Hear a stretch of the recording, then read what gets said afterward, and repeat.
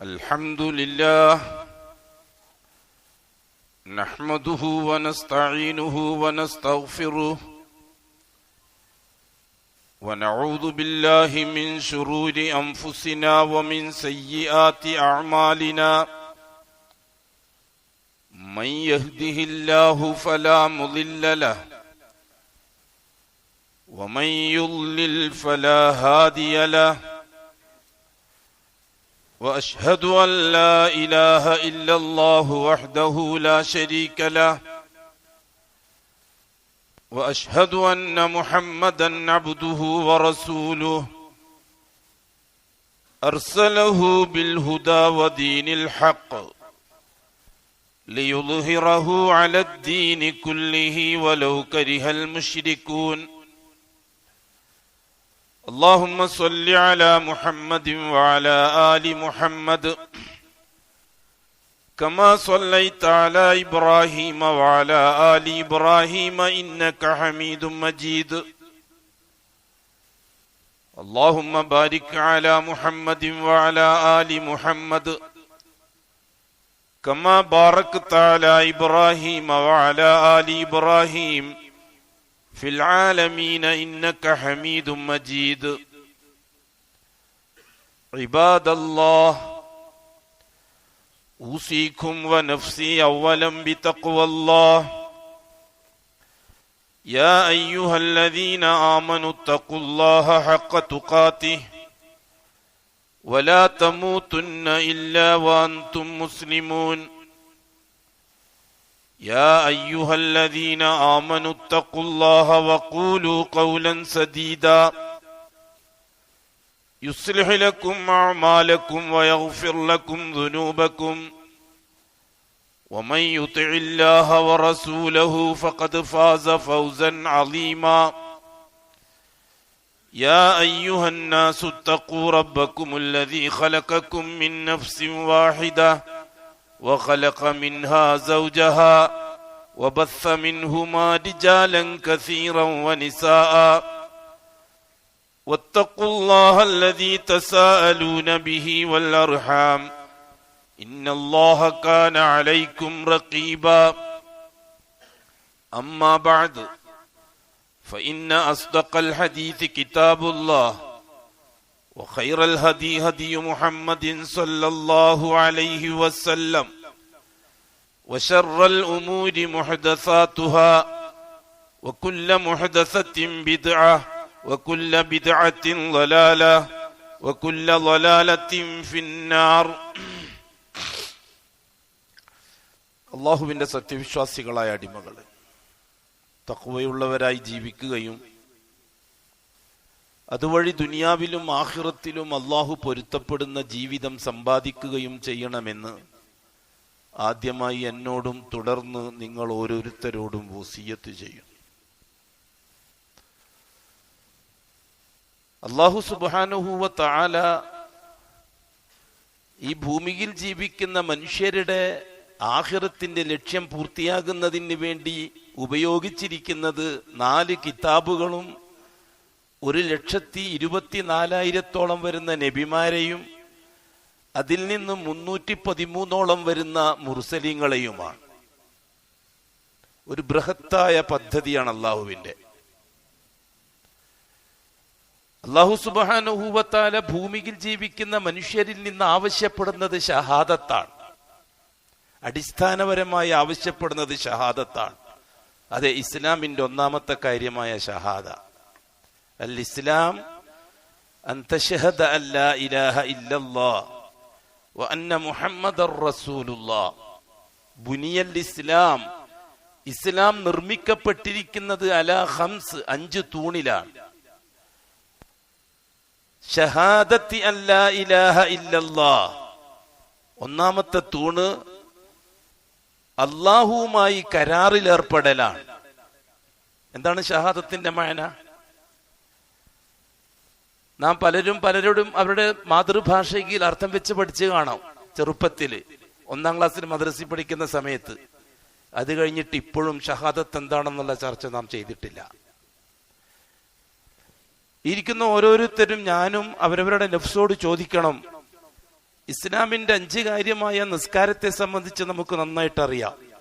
നിസ്കാരത്തിന്റെ ഷർത്ത് നമുക്കറിയാം, നിസ്കാരത്തിന്റെ ഫർള് നമുക്കറിയാം, നിസ്കാരം ബാത്തിലായി പോകുന്ന കാര്യം നമുക്കറിയാം, നിസ്കാരത്തിന്റെ മുസ്തഹബാത്തുകൾ സുന്നത്തുകൾ നമുക്കറിയാം, മക്രൂഹാത്തുകൾ കറാഹത്തുകൾ നമുക്കറിയാം. അണ്ണഫൈ തീർത്ത് നിസ്കാരത്തിന്റെ മസല നമുക്കറിയാം. ഈ ഇരിക്കുന്ന ഓരോരുത്തർക്കും അറിയാം. മൂന്നാമത്തെ കാര്യമായ സക്കാത്തിന്റെ കാര്യം അങ്ങനെ തന്നെ. സക്കാത്തിന്റെ കാര്യം എല്ലാവർക്കും പഠിക്കേണ്ടതില്ല. സക്കാത്ത് നിർബന്ധമുള്ളവർക്ക് മാത്രം പഠിച്ചാൽ മതി. എപ്പോഴാണോ സക്കാത്ത് നിർബന്ധമാകുന്നത് ആ സമയത്ത് പഠിച്ചാൽ മതി. സക്കാത്തിനെ സംബന്ധിച്ച് വെറുതെ നേരത്തെ കാലത്തെ പഠിച്ചിട്ട് സമയം കളയണ്ട. ഹജ്ജും അങ്ങനെ തന്നെ. ഹജ്ജ് ഫർളാകുന്ന സമയത്ത് ഹജ്ജിനെ പറ്റി പഠിച്ചാൽ മതി. റമദാൻ മാസത്തെ നോമ്പ് എല്ലാ മാസവും എല്ലാവർക്കും നിർബന്ധമാണ്. അതുകൊണ്ട് നേരത്തെ കാലത്തെ പഠിച്ചിരിക്കണം. അതുകൊണ്ട് തന്നെ റമദാന്റെ ഫർള് നമുക്കറിയാം, നോമ്പിന്റെ ഷർത്ത് നമുക്കറിയാം, നോമ്പ് ബാത്തിലായി പോകുന്ന കാര്യം, നോമ്പ് മുറിഞ്ഞു പോകുന്ന കാര്യമൊക്കെ അണപ്പൈ തീർത്ത് എല്ലാവർക്കും അറിയാം. എന്നാൽ 24 മണിക്കൂർ 1 മിനിറ്റ് പോലും പാഴായി പോകാതെ ലൈവായി നിൽക്കേണ്ട ഒരു യാഥാർത്ഥ്യമാണ് ഷഹാദ. നിസ്കാരം 24 മണിക്കൂറിൽ ഏറി വന്ന ഒരു 2 മണിക്കൂർ മെനക്കെട്ടാ മതി. 5 വക്ത് നിസ്കാരത്തിനും കൂടി 5 വക്ത് നിസ്കാരത്തിനും കൂടി ഏറി വന്ന ഒരു 2 മണിക്കൂർ സുന്നത്തും ഫർളും എല്ലാം കൂട്ടി.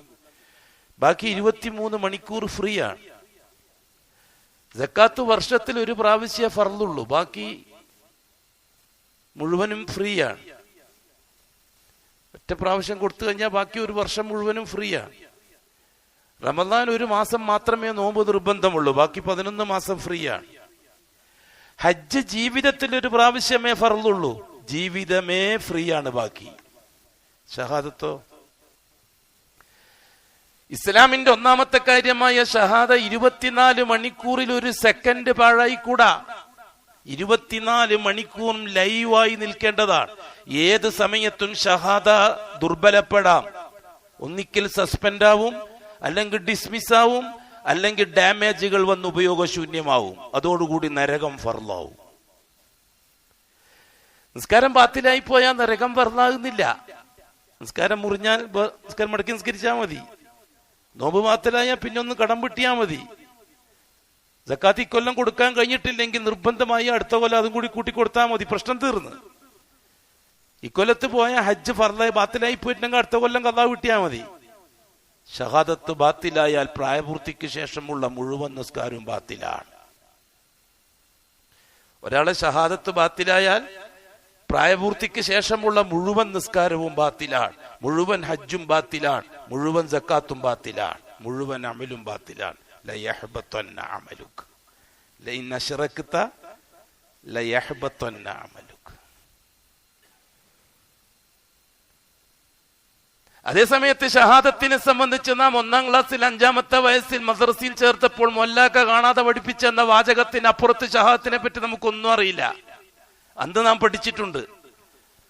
അശ്ഹദു അല്ലാ ഇലാഹ ഇല്ലല്ലാഹ്, ആരാധനക്കർഹൻ അല്ലാഹു അല്ലാതെ മറ്റാരുമില്ലെന്ന് അർത്ഥം അറിഞ്ഞ് മനസ്സിൽ ഉറപ്പിച്ച് നാവ് കൊണ്ട് വെളിവാക്കി പറയുന്നു. ഇല്ല, എല്ലാ രംഗത്തിനല്ല പഠിച്ചിരിക്കുന്നത്. എന്തിന്റെ അർത്ഥം? അല്ലാഹു അലം. എന്താണ് മനസ്സിൽ ഉറപ്പിച്ചത് അന്ന്? അല്ലാഹു അലം. എന്താണ് നാവ് കൊണ്ട് വെളിവാക്കിയത്? അല്ലാഹു അലം. ഇപ്പൊ ചോദിച്ചാൽ ഒന്നും അറിയില്ല, അതിനെപ്പറ്റിയുള്ള ചർച്ച നടന്നിട്ടേ ഇല്ല.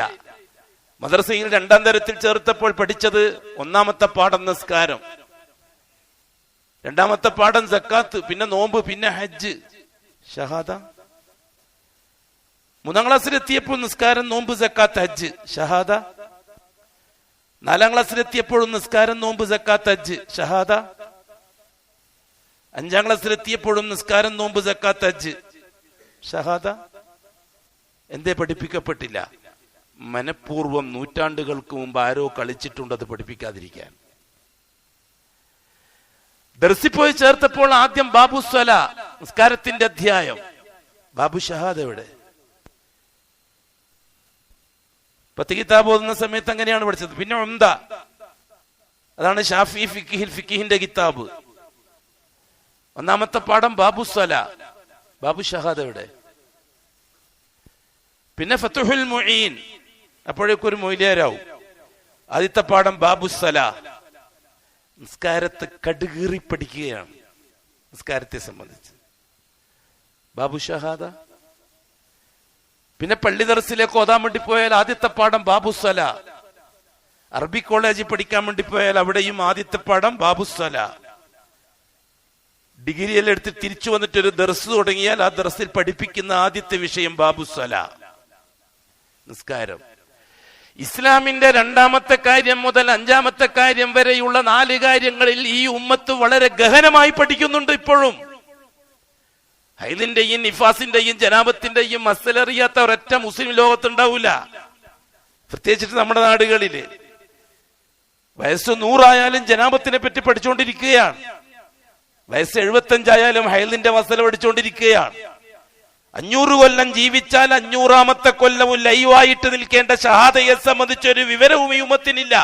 എന്തുകൊണ്ട്? വളരെ ഗൗരവമായിട്ട് നാം ആലോചിക്കേണ്ട വിഷയമാണ്.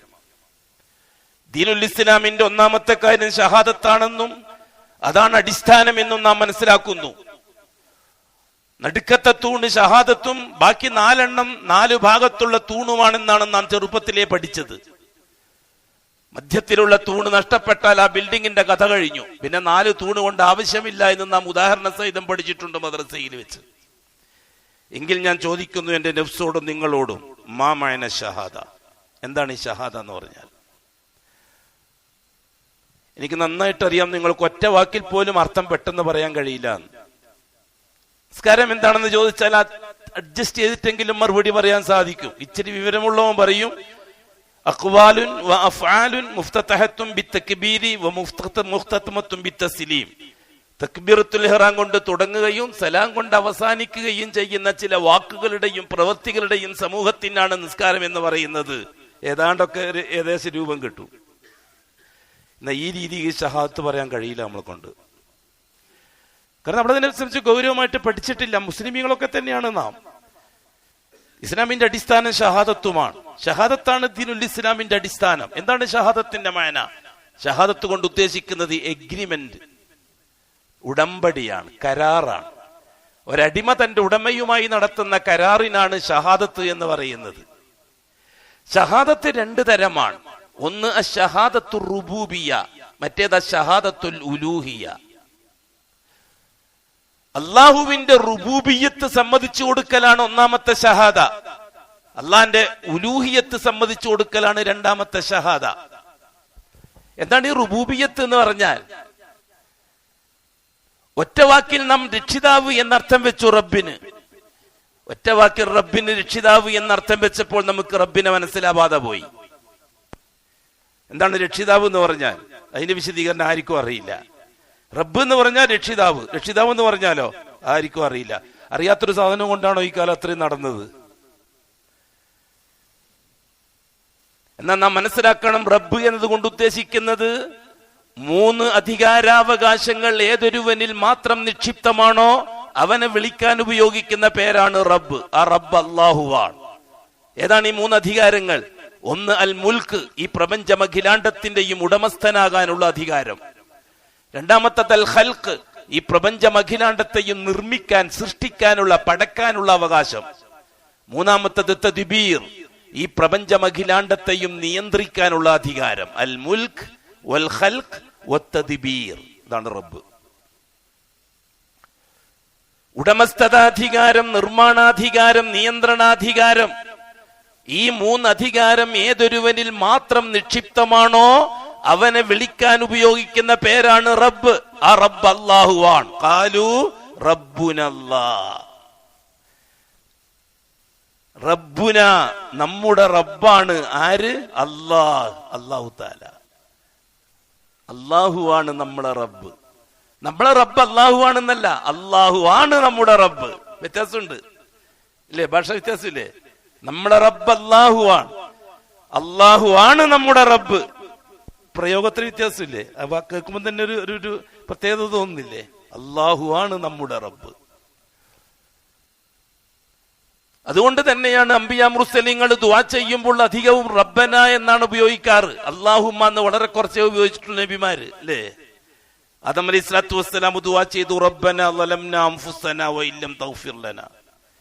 നൂഹ് നബി അലൈഹിസ്സലാത്തു വസ്സലാം ദുആ ചെയ്തു റബ്ബി ഖദ് ആതൈത റബ്ബി ഇന്നി ദഅഉതു ഖൗമി ലൈലൻ വനഹാറ. ഇബ്രാഹിം അലൈഹി സ്വലാത്തു വസ്സലാം ദുആ ചെയ്തു റബ്ബി ഹബിലി മിനസ് സാലിഹീൻ. മൂസ അലൈഹി സ്വലാത്തു വസ്സലാം ദുആ ചെയ്തു റബ്ബനാ ഇന്നക ആതൈത ഫിർഔന വമലഅ. ഈസാ അലൈഹി സ്വലാത്തു വസ്സലാം ദുആ ചെയ്തു റബ്ബി എന്ന് വിളിച്ചിട്ട്. അഷ്റഫുൽ ഖൽഖായ മുത്തായ മുസ്തഫ റസൂലുള്ളാഹി സ്വല്ലല്ലാഹു അലൈഹി വസല്ലം അവിടുത്തെ ദുആകളിൽ 99% റബ്ബന എന്നോ റബ്ബി എന്നോ ആണ്. അല്ലാഹുമ്മ എന്ന് വളരെ കുറച്ചേ വിളിച്ചിട്ടുള്ളൂ. പരിശുദ്ധ ഖുർആനിലും റബ്ബന റബ്ബി എന്ന വാക്കാണ് കൂടുതൽ. അല്ലാഹുമ്മ എന്നുള്ളത് 2-3 പ്രാവശ്യം മാത്രമേ പറഞ്ഞിട്ടുള്ളൂ ഖുർആൻ ശരീഫിൽ.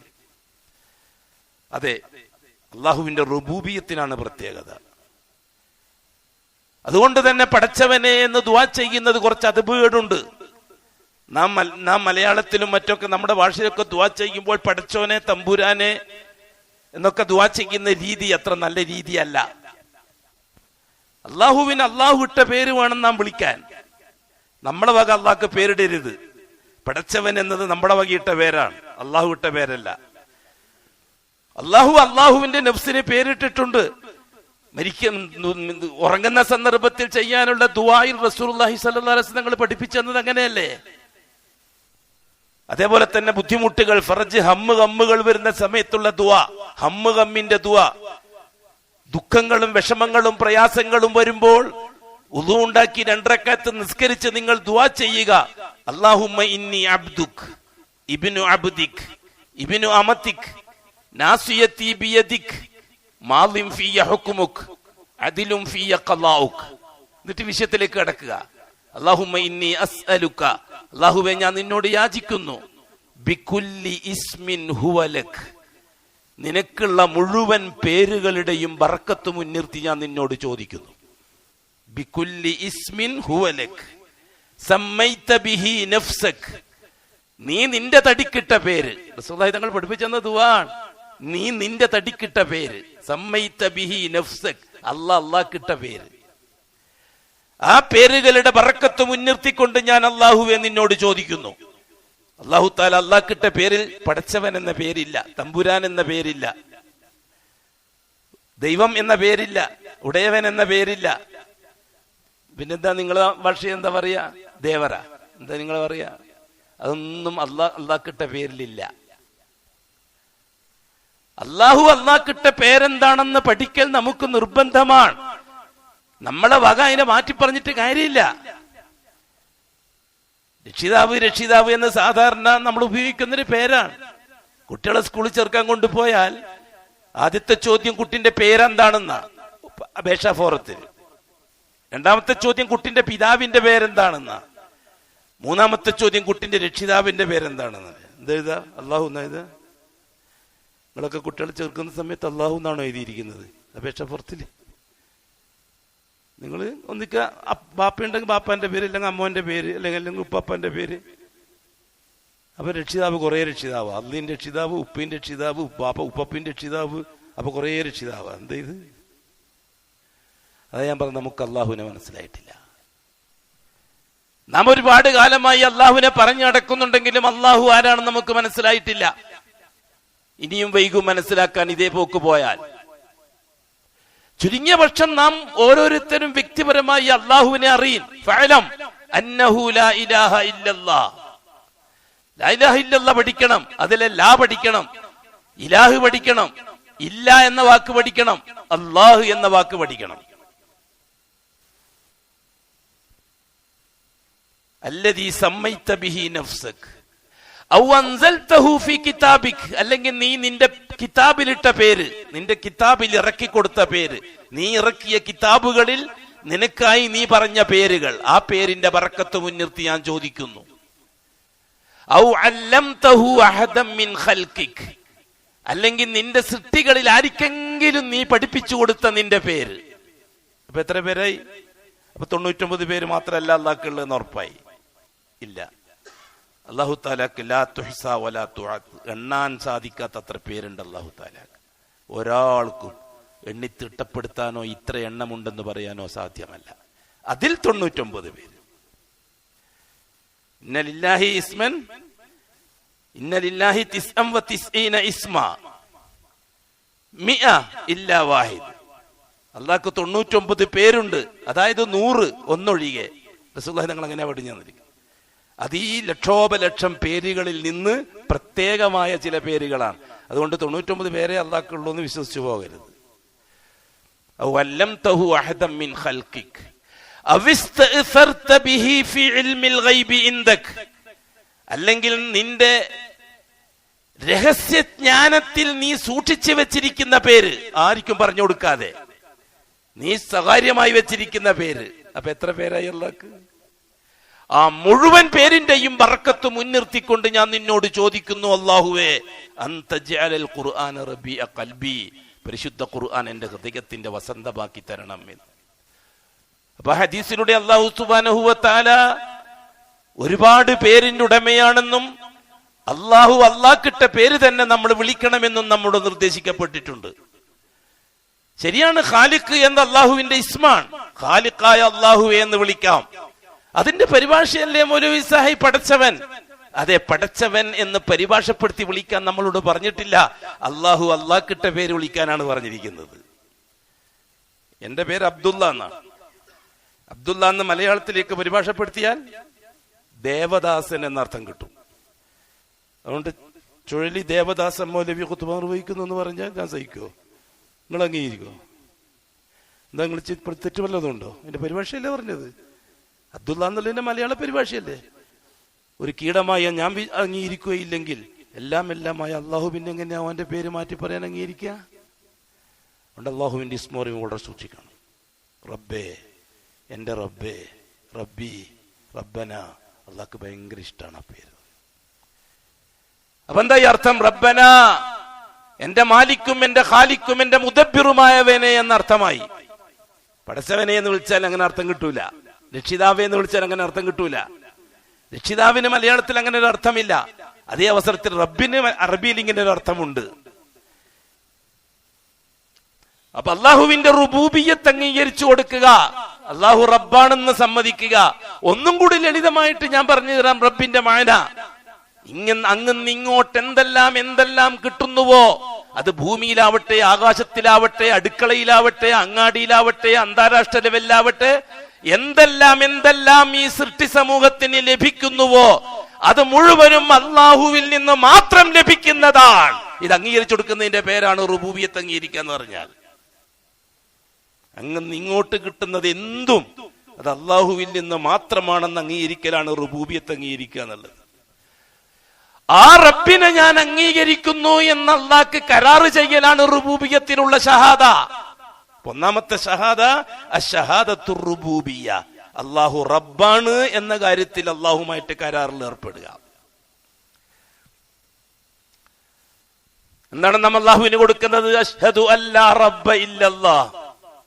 അശ്ഹദു, ഞാൻ ജീവിച്ച് തെളിയിക്കാൻ തയ്യാറാണ് അല്ലാഹുവേ, ലാ റബ്ബ ഇല്ലല്ലാഹ്, അല്ലാഹു അല്ലാതെ വേറൊരു മാലിക്കോ ഖാലിക്കോ മുദബ്ബിറോ ഇല്ല എന്നത് ഞാൻ ജീവിച്ച് തെളിയിക്കാൻ തയ്യാറാണ്. അതാണ് ഷഹാദത്തുർ റുബൂബിയ്യ.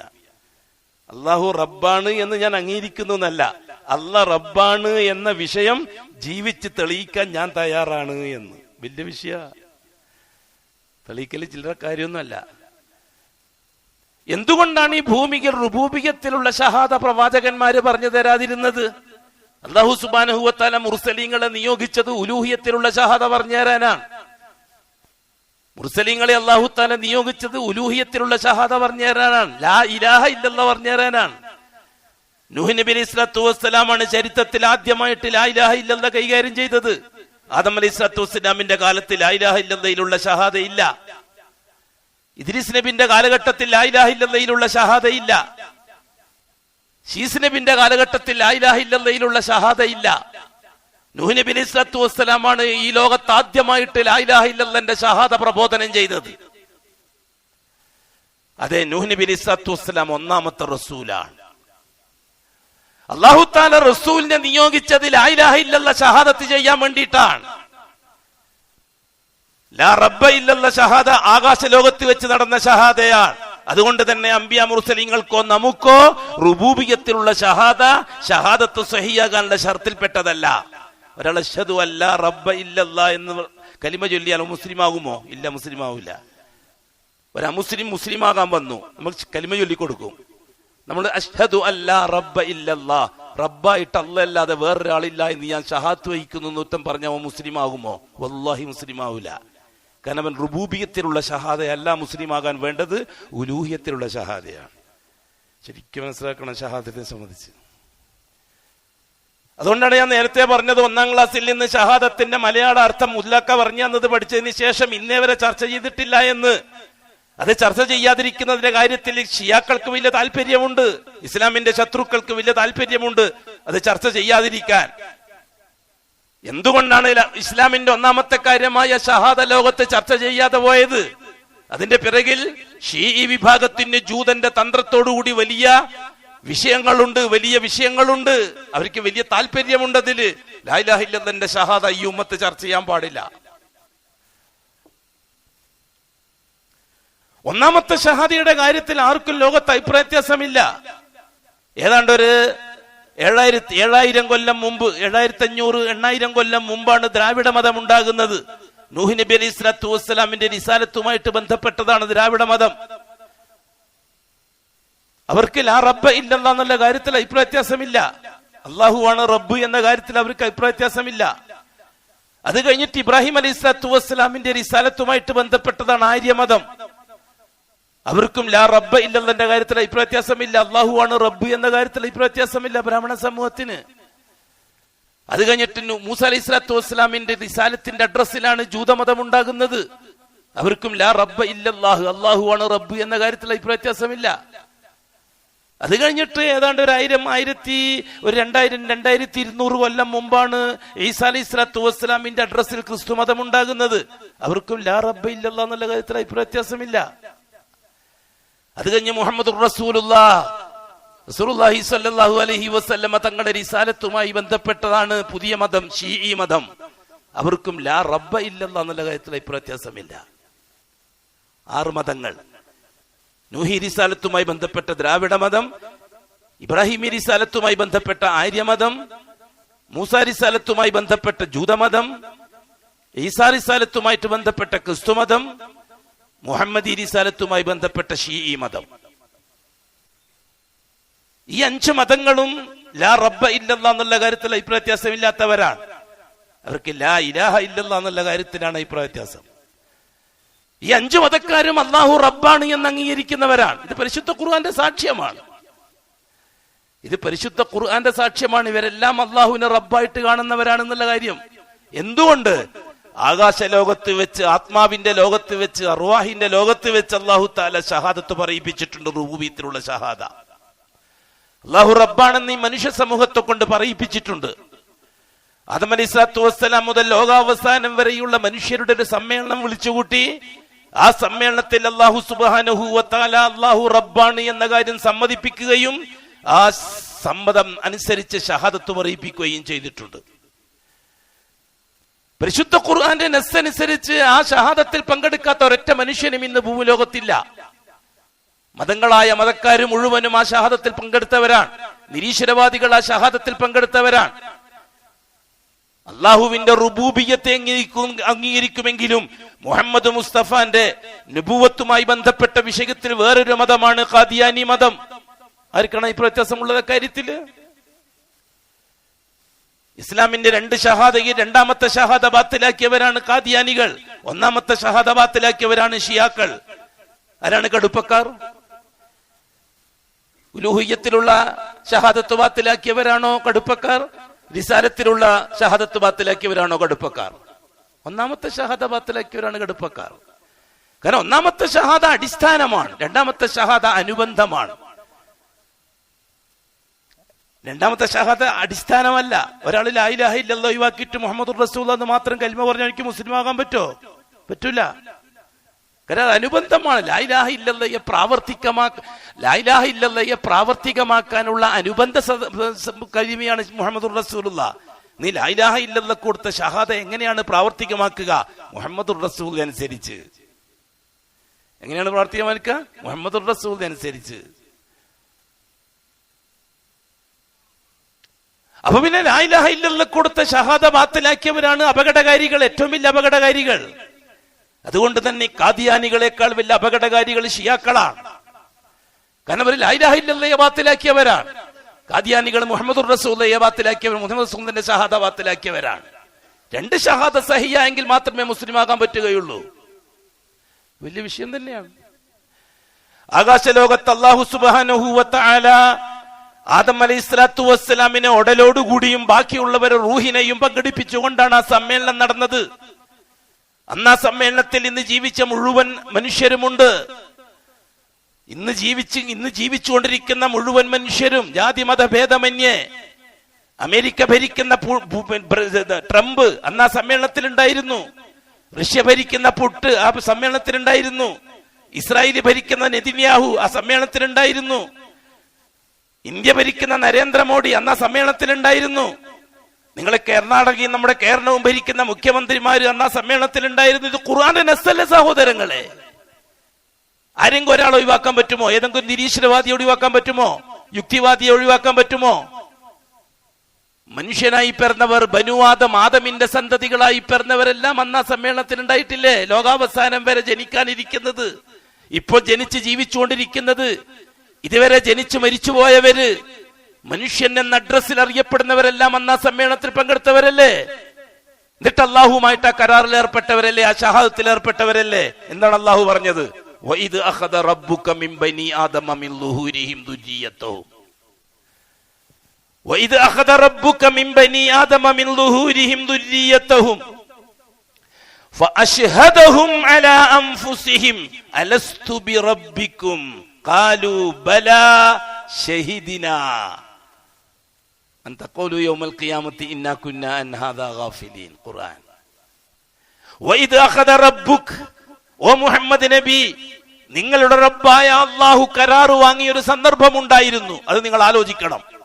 വഇദ് അഖദ റബ്ബുക, നിങ്ങളുടെ റബ്ബായ അല്ലാഹു കരാറ് വാങ്ങിയ, ഉടമ്പടി വാങ്ങിയ, എഗ്രിമെന്റ് വാങ്ങിയ ഒരു ദിവസം ഉണ്ടായിരുന്നു. മിൻ ബനി ആദം, ആദമിന്റെ സന്തതികളിൽ നിന്ന്, മിൻ ദുർരിയ്യതിഹിം മിൻ ളുഹൂരിഹിം ദുർരിയ്യതഹും, ആദമിന്റെ മുതുകിൽ നിന്ന് ഖിയാമത്ത് നാൾ വരെ ജനിക്കാനിരിക്കുന്ന സകല മനുഷ്യരുടെയും അർവാഹുകളെ മുത്തുമണികളെ പോലെ പുറത്തു കൊണ്ടുവന്ന് സംസാരിപ്പിച്ചൊരു ദിവസമുണ്ടായിരുന്നു എന്നാണ് അല്ലാഹു തആല പറഞ്ഞത്. മിൻ ളുഹൂരിഹിം ദുർരിയ്യതഹും മിൻ ളുഹൂരിഹിം ആദമിന്റെ മക്കളുടെ ദുർരിയത്തിന്, സന്താന പരമ്പരകളെ ലോകാവസാനം വരെയുള്ള ഒരൊറ്റ മനുഷ്യനെ ഒഴിവാക്കിയിട്ടില്ല അല്ലാഹുവിന്റെ റസൂല്. ഇന്നാളോ ഒഴിവാണെന്ന് പറഞ്ഞിട്ടില്ല. ഇന്ന് ഭൂമിയിൽ ജീവിക്കുന്ന കാഫിറും മുശ്രിക്കും മുൽഹിദും എല്ലാവരെയും അല്ലാഹു സുബ്ഹാനഹു വ തആല അതിൽ ഉൾപ്പെടുത്തിയിട്ടുണ്ട്. ആരും അതിൽ നിന്ന് ഒഴിവാണെന്ന് അല്ലാഹുവും പറഞ്ഞിട്ടില്ല, അല്ലാഹുവിന്റെ റസൂലും പറഞ്ഞിട്ടില്ല. ഫഅശ്ഹദഹും, അവരെ കൊണ്ടൊക്കെ അല്ലാഹു ഷഹാദത്ത് പറയിപ്പിച്ചിട്ടുണ്ട്. ഫഅശ്ഹദഹും, അവരെ കൊണ്ടൊക്കെ അല്ലാഹു ഷഹാദത്ത് പറയിപ്പിച്ചിട്ടുണ്ട്. എന്നാണ് വിഷയം. അലസ്തു ബിറബ്ബിക്കും, ഞാൻ നിങ്ങളെ റബ്ബല്ലേ? അള്ളാഹുമായിട്ടുള്ള സംവാദമാണ്. മനുഷ്യരും അള്ളാഹുവും തമ്മിലുള്ളൊരു സംവാദം നടന്നിട്ടുണ്ട് ആകാശ ലോകത്ത് വെച്ച്. അഷ്റഫുൽ ഖൽക്ക് സുന്ദരമായി നമുക്കത് വിശദീകരിച്ചു തന്നിട്ടുണ്ട്. അള്ളാഹു അവന്റെ അടിമകളായ ഉത്കൃഷ്ട സൃഷ്ടികളായ മനുഷ്യരും തമ്മിൽ നടന്നൊരു സംവാദമാണത്. ആ സംവാദത്തിൽ നടന്ന ചർച്ചകളാണ് പരിശുദ്ധ ഖുർആൻ നമുക്ക് പരിചയപ്പെടുത്തി തരുന്നത്. അല്ലാഹു തആല പറഞ്ഞു ഫഅശ്ഹദഹും, മനുഷ്യരാശിയെ കൊണ്ട് മുഴുവനും ഷഹാദത്ത് പറയിപ്പിച്ചിട്ടുണ്ട് ആ വിഷയത്തിൽ. ഏത് വിഷയം? അലസ്തു ബി റബ്ബിക്കും, അല്ലാതെ അലസ്തു ബി ഇലാഹിക്കും എന്ന ചർച്ച അന്ന് നടന്നിട്ടില്ല. അതെ, ആകാശ ലോകത്ത് ഇലാഹിന്റെ ചർച്ച ഉണ്ടായിട്ടില്ല, റബ്ബിന്റെ ചർച്ച മാത്രമേ ഉണ്ടായിട്ടുള്ളൂ. ഭൂമിയിൽ വെച്ചാണ് ഇലാഹിന്റെ ചർച്ച ആരംഭിക്കുന്നത്. അതും ഭൂമിയിൽ മനുഷ്യൻ ജീവിക്കാൻ തുടങ്ങിയ ആദ്യ നാളുകളിൽ ഇലാഹിന്റെ ചർച്ചയില്ല. പിന്നീട് വന്നു ചേർന്നതാണ് ഇലാഹിന്റെ ചർച്ച. അതാണ് ശിർക്കുമായിട്ട് ബന്ധപ്പെട്ടുകൊണ്ട് നാം സംസാരിക്കുന്ന വിഷയം. അവിടെയാണ് മുർസലീങ്ങൾ ഇടപെടൽ. നൂഹ് നബി അലൈഹി സ്വലാത്തു വസ്സലാം മുതൽ അഷ്റഫുൽ ഖൽഖായ തങ്ങൾ വരെയുള്ള 313 മുർസലുകൾ നബുവത്തോടൊപ്പം റിസാലത്തും കൂടി കിട്ടിയവരാണ്. റിസാലത്ത് ദഅവത്തിനുള്ളതാണ്, ദഅവത്ത് ശിർക്കിനെതിരെ ഉള്ളതാണ്. ദഅവത്ത് ശിർക്കിനെതിരെ ഉള്ളതാണ്. എന്നാണോ ഭൂമിയിൽ ശിർക്ക് ആരംഭിച്ചത്, അത് മുതൽക്കാണ് റസൂൽ വരാൻ തുടങ്ങിയത്. ആദം അലൈഹി സ്വലാത്തു വസ്സലാമിന് ശേഷം 11 തലമുറയിൽ ശിർക്കുണ്ടായിട്ടില്ല, അതുകൊണ്ട് റസൂലും ഉണ്ടായിട്ടില്ല. ഞാൻ പറയുന്നത് മനസ്സിലാവുന്നുണ്ടോ എന്ന് ചോദിക്കുന്നത് മനസ്സിലാവുന്നുണ്ടോ? മനസ്സിലാവുന്നുണ്ട്. ആദം അലൈഹി സ്വലാത്തു വസ്സലാം റസൂലല്ല, നബിയാണ്. എന്തുകൊണ്ടാണ് റസൂൽ അല്ലാത്തത്? ആദം അലൈഹി സ്വലാത്തു വസ്സലാമിന്റെ ഭാര്യയിലോ മക്കളിലോ ശിർക്ക് വന്നിട്ടില്ല, അതുകൊണ്ടാണ് റസൂൽ ഇല്ലാത്തത്. ശിർക്കിനെതിരിൽ പടപൊരുതുക എന്നുള്ളത് റിസാലത്തിന്റെ ഡ്യൂട്ടി, നുബുവത്ത് തർബിയത്തിന് വേണ്ടിയുള്ളതാണ്. നിലവിലുള്ള മുസ്ലിമീങ്ങൾക്ക് അവരുടെ ഈമാൻ നിലനിർത്തിക്കൊണ്ടുപോകാൻ ആവശ്യമുള്ള പരിശീലനം നൽകാനുള്ളതാണ് നുബുവത്ത്. അന്നുബുവത്തു ലിത്തർബിയ വൽറിസാലത്തു ലിദ്ദഅവ. നുബുവത്ത് തർബിയത്തിന് വേണ്ടിയുള്ളതാണ്. അതുകൊണ്ടാണ് 1,24,000 നബിമാര് വന്നത്. അതേസമയം മുർസലീങ്ങൾ 313 ഉള്ളൂ. അന്തരം തന്നെ നിങ്ങൾക്ക് മനസ്സിലാക്കിയ പോരെ. പലരും ചോദിക്കാറുണ്ട് നമ്മോട്, ഉസ്താദേ 313 മുർസലീങ്ങളല്ലേ ഉള്ളൂ, 1,24,000 നബിമാരുണ്ടല്ലോ. നബിമാരെ പറ്റിയല്ല നാം പരിഗണിക്കേണ്ടത്, റസൂലുകളെ പറ്റിയാണ് നാം പരിഗണിക്കേണ്ടത്. നബിമാരെന്ന് പറഞ്ഞാൽ ഒരു കുടുംബത്തിൽ തന്നെ 100ഉം 1000ഉം നബിമാരെ അള്ളാഹു തആല അയച്ചിട്ടുണ്ട് ഒരു ഉപ്പാന്റെ മക്കളിൽ. നബിമാരെ ജോലി സ്വന്തം ഭാര്യക്ക് തർബിയത്ത് കൊടുക്കാൻ അള്ളാഹു നുബുവത്ത് കൊടുക്കാറാ പതിവ്. സ്വന്തം മക്കൾക്ക് തർബിയത്ത് കൊടുക്കാനും നുബുവത്ത് കൊടുക്കാറാണ് പതിവ്. അതുകൊണ്ട് തന്നെ ഒരു ഗ്രാമത്തിൽ തന്നെ ആയിരക്കണക്കിന് നബിമാർ ഒരേ സമയത്ത് വന്നിട്ടുണ്ട്. ആ നബിമാരെല്ലാം അഷ്റഫുൽ ഖൽക്കിന്റെ ഉമ്മത്തിലെ ഉലമാക്കളുടെ ഡ്യൂട്ടിക്കാരാണ്. അഷ്റഫുൽ ഖൽക്കിന്റെ ഉമ്മത്തിലെ ഉലമാക്കളുടെ ഡ്യൂട്ടിക്കാരാണ്. ഒരു നാട്ടിലൊരു ഗ്രാമം, നിങ്ങളെ ഈ സ്ഥലം, ഇവിടെ 100 മുസ്ലിം വീടുകൾ ഉദാഹരണം. ആ 100 വീടുകളിൽ നിന്ന് ഓരോരാളെ കിതാബ് ഓതാൻ വേണ്ടി അയച്ചു, ആലിമാകാൻ വേണ്ടി അയച്ചു, ശരിയ കോളേജ് പഠിക്കാൻ വേണ്ടി അയച്ചു. 100 വീട്ടിൽ നിന്ന് ഓരോരാളെ. ഒരു 10-12 കൊല്ലം കഴിയുമ്പോൾ ഒരു 100 ആലിമീങ്ങൾ പുറത്തു വരും, ഇല്ലേ? ആ 100 ആലിമീങ്ങൾ ഈ പള്ളിയിൽ കത്തിപ്പാക്കാൻ പറ്റുമോ? 100 ആളെ ഒന്നിച്ച് മിമ്പർമ കയറ്റാൻ പറ്റുമോ? അതിൽ ഒന്നിക്കൊരാളെ, ഒരു അസിസ്റ്റന്റ് വേറൊരാളെ, എത്രയല്ലേ പറ്റുള്ളൂ? ഇപ്പം ബാക്കിയുള്ള ജോലി. അതെ, ഉദാഹരണം പറയുകയാണ്. മിമ്പറിൽ കയറ്റാൻ നാം ഉപയോഗിക്കുന്നവർ അവർ റസൂലിന്റെയും കൂടി ഡ്യൂട്ടി ഉള്ളവരാണെന്ന് മനസ്സിലാക്കുക. ബാക്കിയുള്ളവർ നബിന്റെ ഡ്യൂട്ടി മാത്രമുള്ളവരാണെന്ന് മനസ്സിലാക്കുക. ഇൽമുള്ളവരാണ്, അവരുടെ ഇൽമ് സ്വന്തക്കാർക്ക് പറഞ്ഞു കൊടുക്കാനുള്ളതാണ്. ദഅവത്ത് അത് സ്വന്തക്കാർക്ക് മാത്രമല്ല മറ്റുള്ളവർക്കും കൂടിയാണ്. ദഅവത്ത് എപ്പോഴാണ് ആവശ്യമായി വരുന്നത്? ശിർക്ക് സംഭവിക്കുമ്പോഴാണ്. നൂഹ് നബി അലൈഹി സ്വലാത്തു വസ്സലാമിനെ അല്ലാഹു തആല റസൂലാക്കി നിയോഗിച്ചത് മനുഷ്യ സമൂഹത്തിൽ ആദ്യമായിട്ട് ശിർക്ക് വന്നപ്പോഴാണ്. അതുവരെ റസൂൽ ഉണ്ടായിട്ടില്ല, നബി മാത്രമേ ഉണ്ടായിട്ടുള്ളൂ. ആദം അലൈഹി സ്വലാത്തു വസ്സലാം മരിച്ചു, മക്കളും മക്കളുമായിട്ട് ജനങ്ങൾ ഉണ്ടായി ഇറാഖിൽ. ആ സമൂഹത്തിന്റെ ഇടയിൽ ശൈത്താൻ ഒരുപാട് ശ്രമം നടത്തി ആദം അലൈഹി സ്വലാത്തു വസ്സലാമിന്റെ ഖബറുമായി ബന്ധപ്പെടുത്തി അള്ളാഹുവിനെ ഇടയാളാക്കാൻ. ആ പേരക്കുട്ടികൾ അതിന് തയ്യാറായില്ല. ആകാശലോകത്ത് വെച്ച് അള്ളാന്റെ റുബൂബിയത്ത് അംഗീകരിച്ചു വന്ന ഞങ്ങളെ ഉപ്പുപ്പ അത് ഞങ്ങളോട് പറഞ്ഞിട്ടില്ല.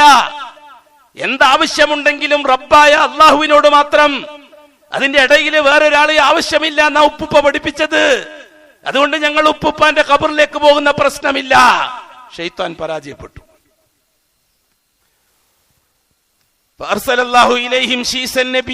ഒരു നബിനെയും കൂടി അള്ളാഹു അയച്ചു. രണ്ടാമത്തെ നബി മാത്രമാണ്, റസൂലല്ല. എന്താണ് തെളിവ്? മുമ്പിലുള്ളവർ, ആ കാലഘട്ടത്തിലുള്ളവർ ആരും ശിർക്കിലെത്തിയിട്ടില്ല, അള്ളാഹുവിന് ഇടയാളുകളാക്കുന്ന ജോലിയിൽ എത്തിയിട്ടില്ല, ജാഹുബർക്കത്തുമായിട്ട് അള്ളാഹുവിന് ഇടപെടുന്ന രീതിയിൽ എത്തിയിട്ടില്ല. അള്ളാഹ്ക്ക് പകരം അള്ളാഹു മാത്രം.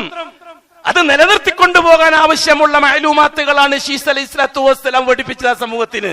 അതുകൊണ്ടാണ് ശീസ് നബി മാത്രമായത്, റസൂലാവാതിരുന്നത്. ശീസ് അലൈഹി സ്വലാത്തു വസ്സലാം വഫാത്തായി. ശീസ് അലൈഹി സ്വലാത്തു വസ്സലാം വഫാത്തായി. ശൈത്താൻ 2 ഖബറുകൾ കാണിച്ച് സമൂഹത്തെ ഇടയാളുകളാക്കി ക്ഷണിക്കാൻ തുടങ്ങി. മക്കളെ, നിങ്ങൾ ഉപ്പുപ്പാരാന്നറിയോ? ആദം. നിങ്ങൾ വല്യുപ്പ ആദമാരാന്നറിയോ? ഉപ്പുപ്പ ശീസ് ആരാണെന്നറിയുമോ? മരിച്ചപ്പോൾ നിങ്ങൾ അവരെ മറന്നു അല്ലേ? അവരെ യോഗ്യത നമുക്കുണ്ടോ? നമുക്ക് ആ യോഗ്യതയിൽ എത്താൻ പറ്റുമോ? അള്ളാഹുവിൽ നിന്ന് കാര്യങ്ങൾ നേടണമെങ്കിൽ മഹാന്മാരുടെ ഇടയാളത്വം വേണ്ടേ? നിങ്ങൾ ഉപ്പുപ്പയും വല്യുപ്പയും ചില്ലറക്കാരാണോ? അതുകൊണ്ട് അവരെ വെച്ചുകൊണ്ട് വേണം നിങ്ങൾ അള്ളാഹുവിൽ നിന്ന് കാര്യങ്ങൾ ചോദിച്ചു വാങ്ങാൻ. അവര് പറഞ്ഞു, ആ സമൂഹത്തിലെ ഇത് പ്രചരിപ്പിച്ചവരോട്, ഇല്ല, ഞങ്ങളെ ഉപ്പുപ്പ വല്യുപ്പിയും അള്ളാഹു റബ്ബാണെന്ന് ഞങ്ങൾ അംഗീകരിപ്പിച്ചിട്ടുണ്ട്, വേറെ ഒന്നിനെ പറ്റി ഞങ്ങളോട് പറഞ്ഞു തന്നിട്ടില്ല. അതുകൊണ്ട് ഞങ്ങൾ ഇടക്ക് വേറൊരാളെ നിർത്തുന്ന പ്രശ്നമില്ല, ഞങ്ങൾ ആവശ്യം നടന്നാലും നടന്നില്ലെങ്കിലും. ലാ റബ്ബ ഇല്ലല്ലാ. അപ്പോഴും ഷഹാദത്ത് അങ്ങനെയുള്ളൂ, ലാ ഇലാഹ ഇല്ലല്ലാ ഇല്ല, ലാ റബ്ബ ഇല്ലല്ലാ. ബഹുമാനപ്പെട്ട ഇദ്രീസ് നബി അലൈഹി സ്വലാത്തു വസ്സലാമിനെ റസൂൽ നബിയാക്കി അയച്ചു. ആ തലമുറ 8ാമത്തെ തലമുറ ആദം നബിന്റെ മക്കള് അവരെ മക്കള് പെരുകി ഇപ്പൊ ജനം കൂടി. അവിടെയും ഷീസ് നബി വെറും ഒരു നബി മാത്രമാണ്, റസൂലല്ല. എന്തുകൊണ്ട്? ഇദ്രീസ് നബി ആ സമൂഹവും ഇടയാൾ സങ്കല്പത്തിലെത്തിയിട്ടില്ല, അള്ളാഹു മാത്രം. അതുകൊണ്ട് നബി മാത്രമായി വന്നു. ആ വിശ്വാസത്തെ നിലനിർത്തിക്കൊണ്ടു പോവുക, ഇസ്തിഖാമ എന്നതിന് പറയുക. ആ വിശ്വാസത്തെ, അള്ളാഹ് മാത്രം എന്ന വിശ്വാസത്തെ നിലനിർത്തിക്കൊണ്ടു പോകാൻ ആവശ്യമായ തർബിയത്ത്. ശീസ് അലൈഹി സ്വലാത്തു വസ്സലാം വഫാത്തായി, മൂന്നാമത്തെ ഖബർ കാണിച്ചുകൊണ്ട് ശൈത്താൻ. എന്നല്ലാതെ എന്റെ സഹോദരന്മാരെ മനസ്സിലാക്കണം, ഉമ്മത്ത് മനസ്സിലാക്കണം, മുസ്ലിമീങ്ങൾ മനസ്സിലാക്കണം. അള്ളാഹു അല്ലാത്തവരുമായിട്ടുള്ള ബന്ധം മറ്റു മതക്കാരുമായി ചേർക്കുന്നതിൽ കാര്യമില്ല. ഹിന്ദു മതക്കാർ, ക്രിസ്തു മതക്കാർ, ജൂതമതക്കാർ, അവരുമായിട്ടല്ല നാം അള്ളാഹു അല്ലാത്തവരെ ചേർക്കേണ്ടത്. അള്ളാഹു അല്ലാത്തവരുമായിട്ടുള്ള ബന്ധം ഇസ്ലാം മതത്തിൽ തന്നെയാണ് ഉണ്ടായത്. അത് തിരുത്താനാണ് റസൂലുകൾ വന്നത്. നൂഹ് നബി അലൈഹി സ്വലാത്തു വസ്സലാമിന്റെ റിസാലത്ത് ആദമി ശരീഅത്തനുസരിച്ച് ജീവിക്കുന്ന മുസ്ലിമീങ്ങളിൽ ദഅവത്ത് ചെയ്യാനാണ്. നമ്മളെ ആരോ വിശ്വസിപ്പിച്ചിട്ടുണ്ട് വേറെ മതക്കാരെ ഇസ്ലാമിലേക്ക് ക്ഷണിക്കാനാണ് റസൂലുകൾ വന്നത് എന്ന്. വല്ലാഹി അല്ല. മുസ്ലിമീങ്ങൾ ഷഹാദത്ത് ബാത്തിലാകുമ്പോൾ അവരെ ഷഹാദത്തിലേക്ക് ക്ഷണിക്കാനാണ് മുസ്ലിങ്ങളെ അള്ളാഹു നിയോഗിച്ചിരിക്കുന്നത്. 313 മുർസലീങ്ങളും പാരമ്പര്യ മുസ്ലിമീങ്ങളെ ഇസ്ലാമിലേക്ക് കൊണ്ടുവരാൻ വേണ്ടി അള്ളാഹു അയച്ചതാണ്. എന്നല്ലാതെ പാരമ്പര്യ മുസ്ലിമീങ്ങളെ നിർത്തി മറ്റു മതക്കാരെ ഇസ്ലാമിലേക്ക് കൊണ്ടുവരാനാണ് എന്ന വിശ്വാസം തെറ്റാണ്. അത് ചരിത്രപരമായ വിവരക്കേടാണ്. ചരിത്രം പരിശോധിക്കും. അല്ലാഹു സുബ്ഹാനഹു വ തആല ആദ്യത്തെ 11 തലമുറകളെ കാത്തു റസൂലുള്ള പറഞ്ഞു. ആദം അലൈഹിസ്സലാത്തു വസ്സലാമിന്റെ 10 തലമുറ കുല്ലുഹും ഫി തൗഹീദ്. ആകാശലോകത്ത് വെച്ച് അല്ലാഹു കൊടുത്ത റുബൂബിയ്യത്തിലുള്ള ഷഹാദ, ആ ഷഹാദ ഭൂമിയിലെത്തിയപ്പോൾ പ്രാവർത്തികമാക്കിയവരായിരുന്നു 10 തലമുറ. ആ ഷഹാദയെ ബാത്തിലാക്കി അല്ലാഹു അല്ലാത്ത മഹാന്മാരെ ഇടയിലേക്ക് കൊണ്ടുവന്നപ്പോഴാണ് റിസാലത്തിന്റെ ദഅവത്തുമായിട്ട് ബഹുമാനപ്പെട്ട നബിമാർ റസൂലുകൾ വരേണ്ടി വന്നത്. കൃത്യമല്ലേ കാര്യം? ഇൽമിൽ അല്ലാഹു ഒരുപാട് ബറക്കത്ത് നസീബാക്കട്ടെ.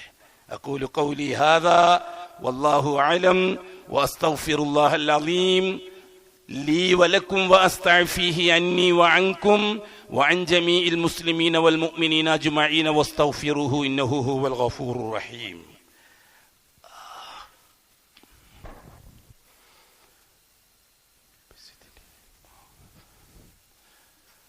അൽഹംദുലില്ലാഹി റബ്ബിൽ ആലമീൻ വസ്സലാത്തു വസ്സലാമു അലാ അഷ്റഫിൽ മഖ്ലൂഖീൻ മുഹമ്മദിൻ വആലിഹി വസഹ്ബിഹി അജ്മഈൻ.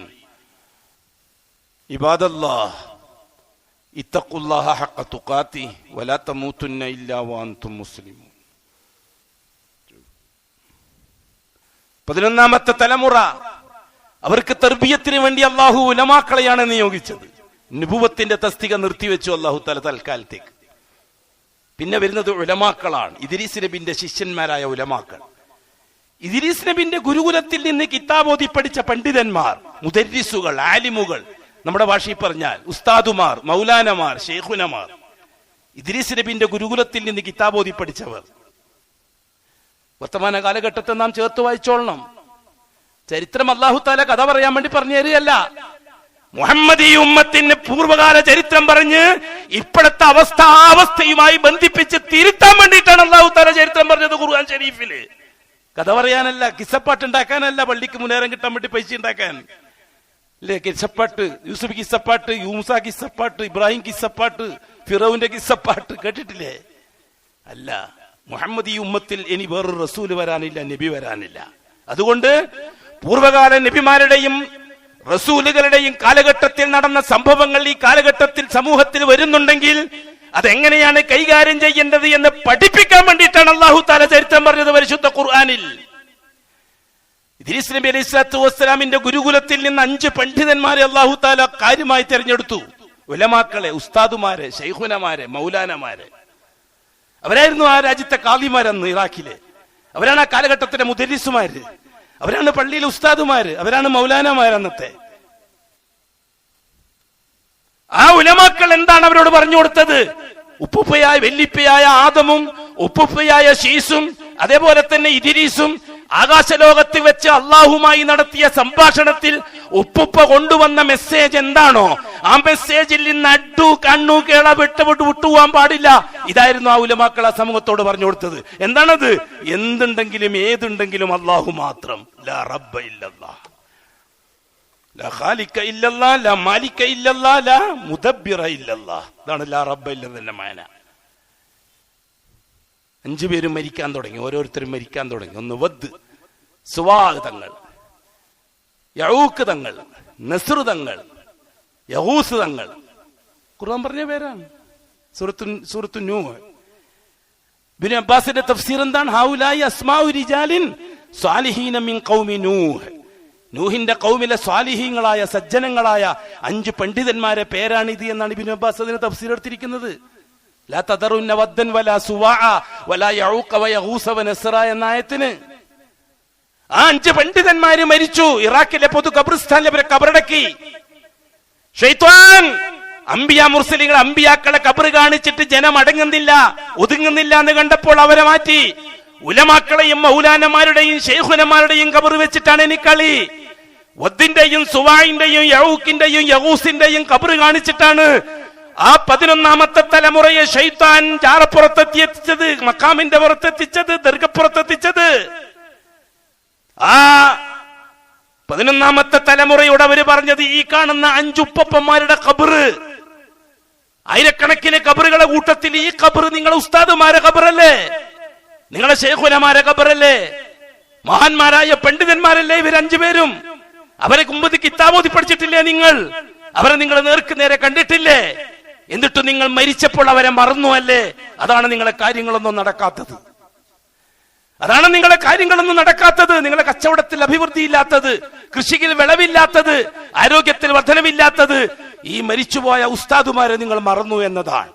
അതുകൊണ്ട് ഫൻസുബു അൻസാബ, ചുരുങ്ങിയ പക്ഷം മരത്തിന്റെ കമ്പ് കൊത്തിക്കൊണ്ടുവന്ന് ആ 5 ഖബറിനൊരു അടയാളമെങ്കിലും വെക്ക്, ഉപ്പുമാരെ ബഹുമാനിക്കുന്നു എന്നർത്ഥത്തിൽ. ആ തലമുറ ഇബ്നു അബ്ബാസ് റളിയല്ലാഹു അൻഹു പറഞ്ഞു, ആ തലമുറ മരത്തിന്റെ കമ്പ് കൊത്തിക്കൊണ്ടിട്ട് ഖബറും പുറത്ത് നിന്നിട്ട് പ്രത്യേകമായി മറ്റ് ഖബറുകൾക്കില്ലാത്തൊരു സ്ഥാനമുണ്ട് എന്ന് വരുത്തി തീർത്തു. 12ാമത്തെ തലമുറ എത്തുമ്പോഴേക്കും ആ മരത്തടികളൊക്കെ ചെതലിരിക്കാൻ തുടങ്ങി. ശൈത്താൻ അവരെ ഉപദേശിച്ചത് എന്താണ്? വരും തലമുറകൾക്ക് മനസ്സിലാക്കാൻ കഴിയാത്ത രീതിയിൽ ചെതലി തിന്നാൻ തുടങ്ങിയില്ലേ മരത്തിന്റെ തണ്ടുകൾ? നിങ്ങൾ ഉപ്പുപ്പമാരെന്താ അത്ര വിവരം കെട്ടവരാണോ?